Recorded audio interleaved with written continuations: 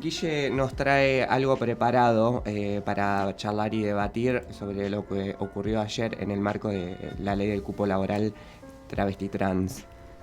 Lo adelantaban recién en los títulos y también lo acabas de nombrar. Voy a hablar un poco de la ley del cupo laboral travesti trans, pero no voy a centrarme en eso puntualmente, sino que voy a hacer como una historización, que es lo que me gusta, vengo haciendo eso a lo largo de la semana, una historización de cómo llegamos hoy a tener, valga la redundancia, un cupo laboral travesti trans.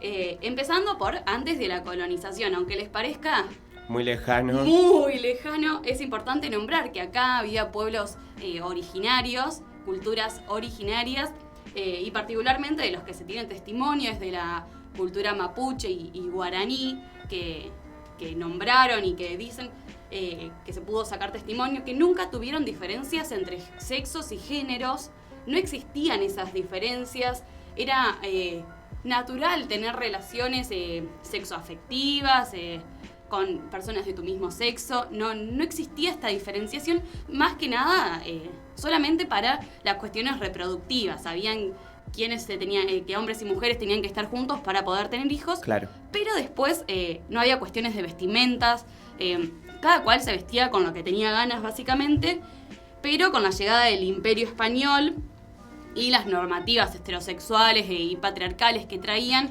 impuestas por la Iglesia Católica, que fue una religión que también trajeron ellos, se empezó a imponer esta normativa que conocemos hasta el día de hoy. El término maricón, marica, lo traen ellos y no es un dato menor que la palabra marica, la RAE la incluyó en 1734 como algo despectivo, como algo como afeminado, poco macho, y ahí se empezó a crear el insulto hacia las personas que cumplían con ese estereotipo que traían los españoles. A partir de esto, la sexualidad se empezó a tratar como algo meramente reproductivo. Nunca más se habló de deseo, de querer, sino que sexualidad igual reproducción.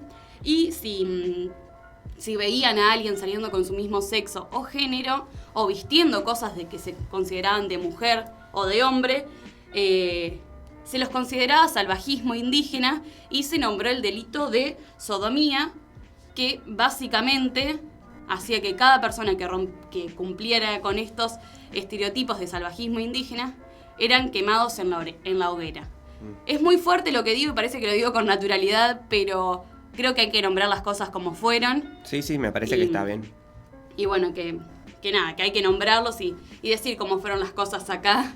Ya hablando de Argentina, en 1816, con la llegada de la independencia, seguía el mismo orden heteropatriarcal, pero sin la condena.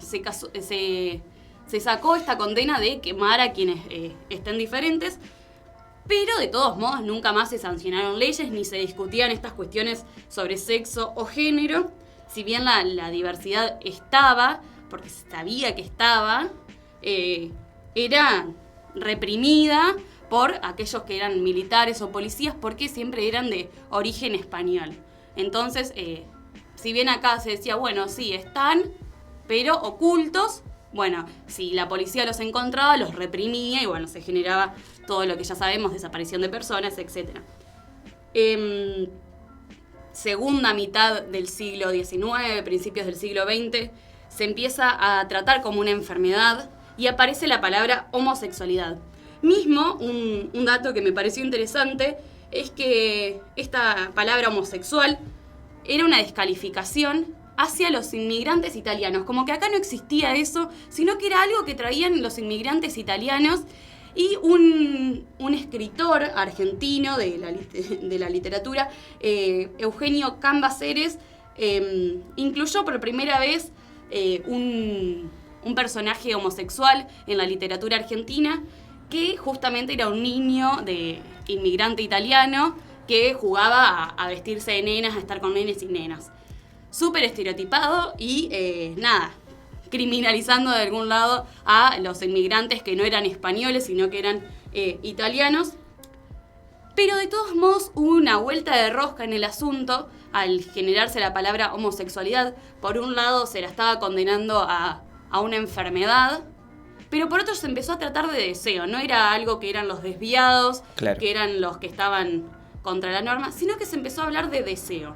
La homosexualidad era una enfermedad que deseaba estar con gente de su mismo género.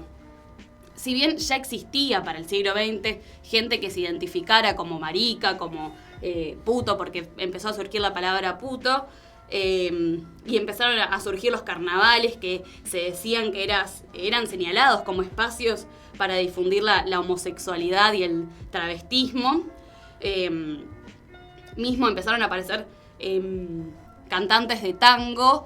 Pepita Avellaneda fue una cantante de tango que se vestía de hombre y bueno, públicamente para la sociedad era una lesbiana, pero como era cantante se la aceptaba, digamos.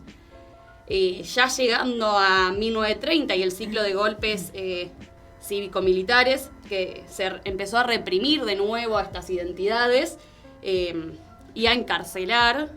Y algo que me pareció importante decirlo es que cada persona que era abiertamente homosexual no podía votar, no podía ejercer su derecho. Se hizo un decreto. Se sancionaba. Se sancionó, digamos, sí. por la elección sexual, o sea, tan... Claro, no podés votar. Todo tan retrógrado. Con la llegada del peronismo, ahí se consolidaron las identidades homosexuales en el país. Mismo las figuras de Carlos Gardel, de Evita, no me acuerdo, creo que era Soriano, se los empezó a hablar, Borges y Juan Domingo Perón eran considerados unas identidades como muy, muy liberales en términos sexuales, porque no aplicaban esto de esta ley que no podían votar los homosexuales, sino que todo lo contrario. Ellos sabían que existía esa ley, pero nunca se aplicó durante los gobiernos peronistas. Y a Evita se la trataba como una desviada, como una puta, y por su conducta sexual liberal, sobre todo, porque quien le hacía los vestidos y eso era abiertamente una persona homosexual, y se decía como que, bueno, el peronismo hacía que se vuelvan homosexuales. Hubo inmigrantes, un bailarín español que fue echado de su país por ser abiertamente homosexual y reprimido. Le escribió una carta a Evita pidiéndole refugio en la Argentina y acá vino, le abrieron las puertas. Mismo Juan Domingo Perón le pidió a los militares y a la policía que no lo persiguieran, que no lo reprimieran, porque era una persona más, ¿no? Mismo, perdón, Guille, ahora no me acuerdo si era el peluquero o el vestuarista de Eva Perón, claro, era gay.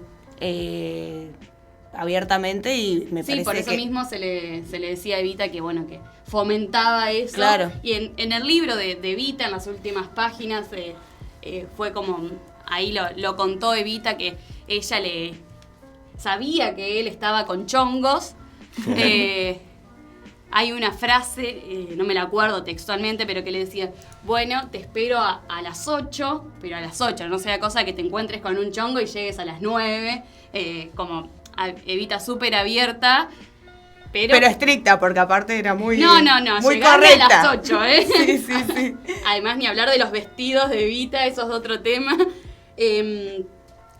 Entre las décadas del 67 y el 76 empezaron a aparecer las primeras organizaciones LGTB bajo el lema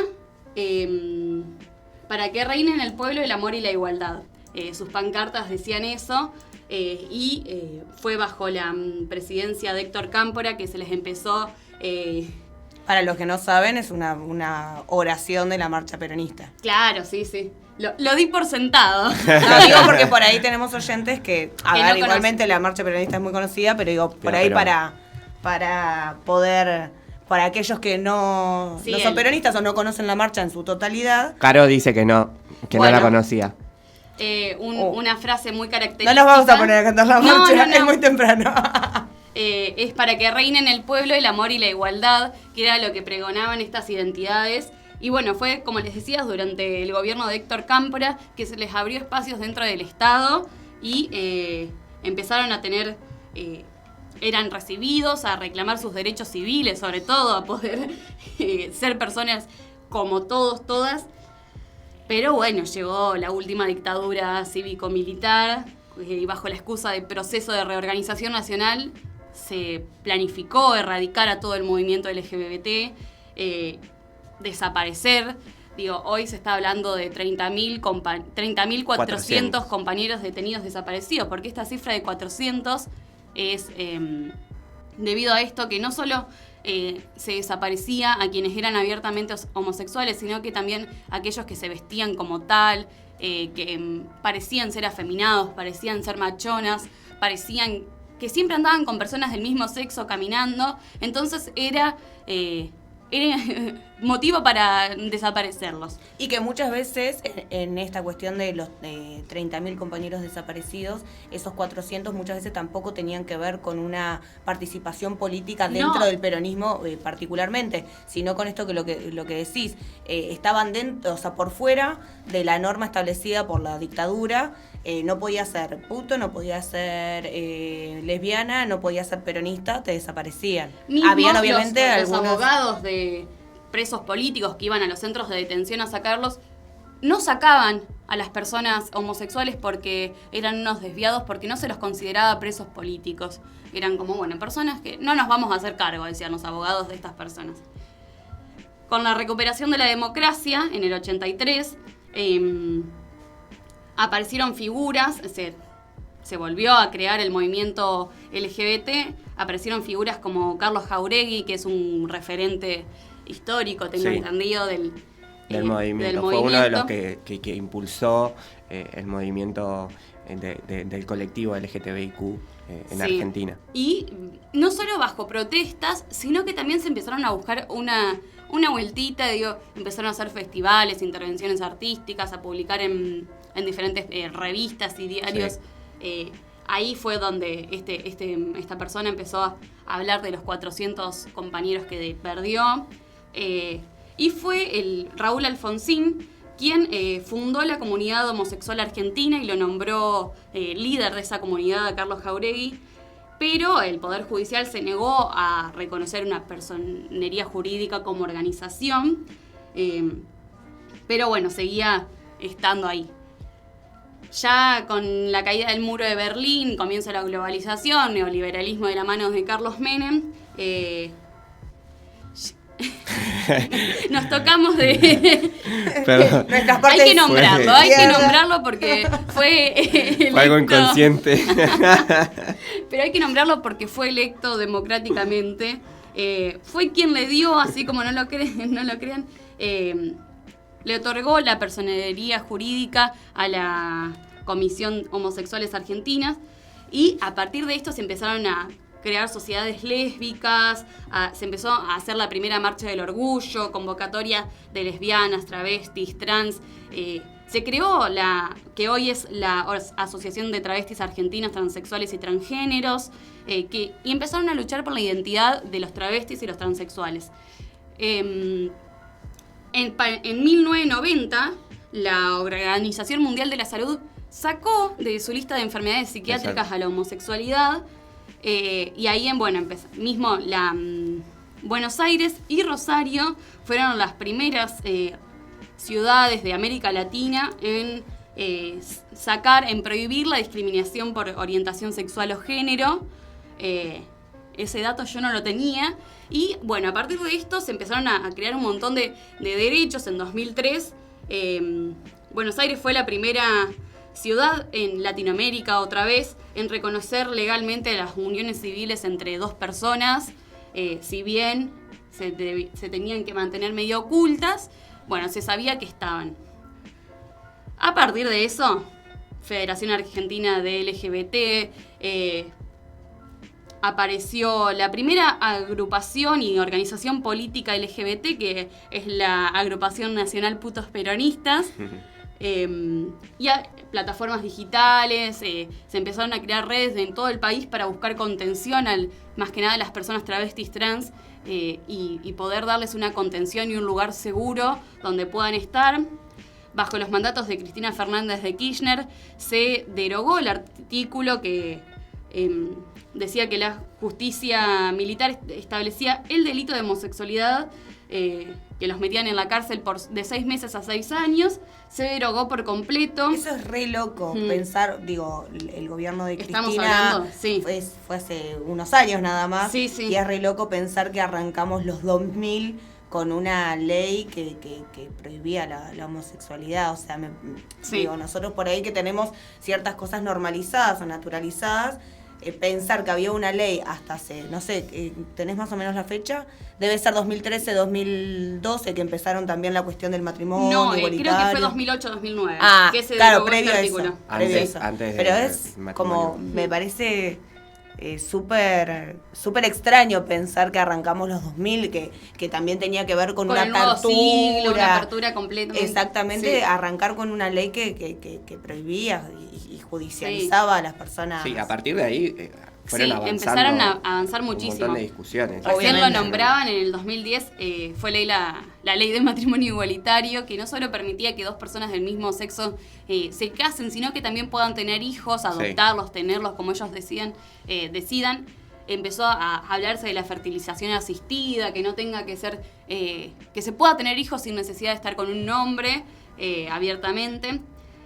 Se aprobó la ley de identidad de género, reconociendo cambiar el género desde la niñez y por cómo cada persona se autoperciba. Y que eso esté documentado. O sea, que tengas un DNI con el nombre con el que te autopercibís, que todos los trámites que vos hagas tengan tu número de DNI que sea consecuente a un nombre con el que vos te autopercibas. Tal cual. Que tiene que ver con una cuestión de reconocimiento identitario de cada persona y sujeto social. Fueron en ascenso en términos de derechos sociales y políticos.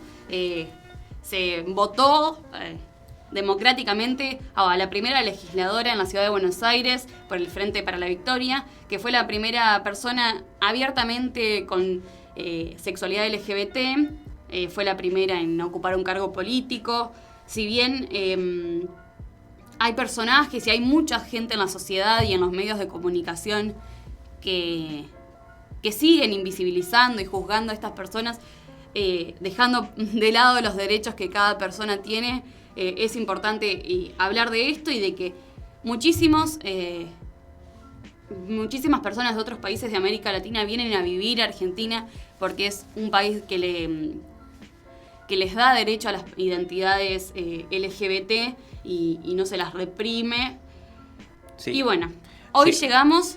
Perdón. Sí, no, dale. No, iba a decir que a partir de toda esta historización, recién ayer, 24 de junio, día súper argentino, bueno, tenemos un país un poco más justo, más igualitario.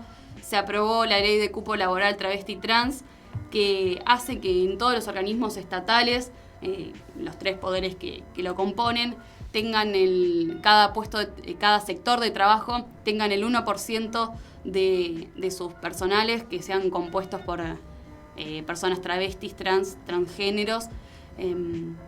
Y no solo eso, sino que también no se les pida el secundario completo, porque muchas de ellas se le da la posibilidad de terminarlo, porque muchas de ellas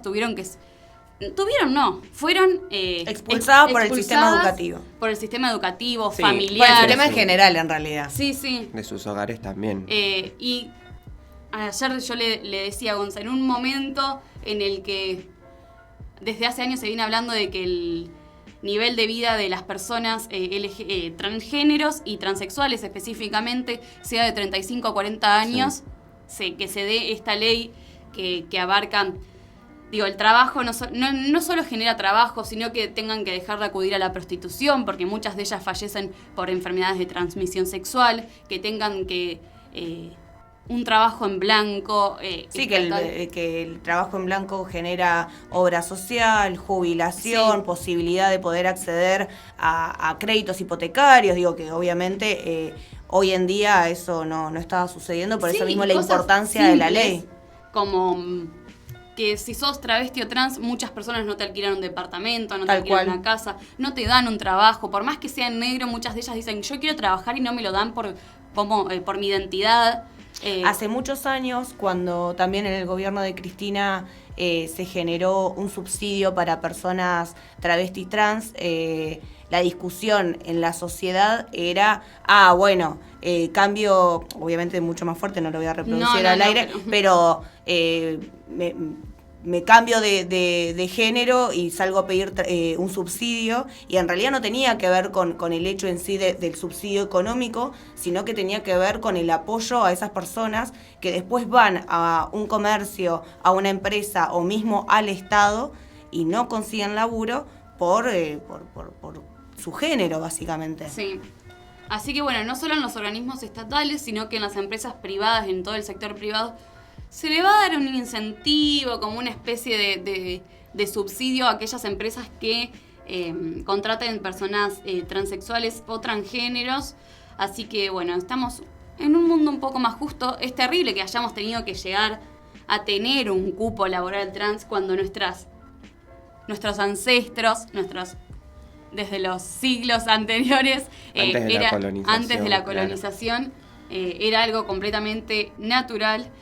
Así que bueno, creo que es importante darles la visibilidad que se merecen y nombrar todos estos años de luchas, de represión, de erradicación, de emerger de nuevo, sean nombrados y visibilizados.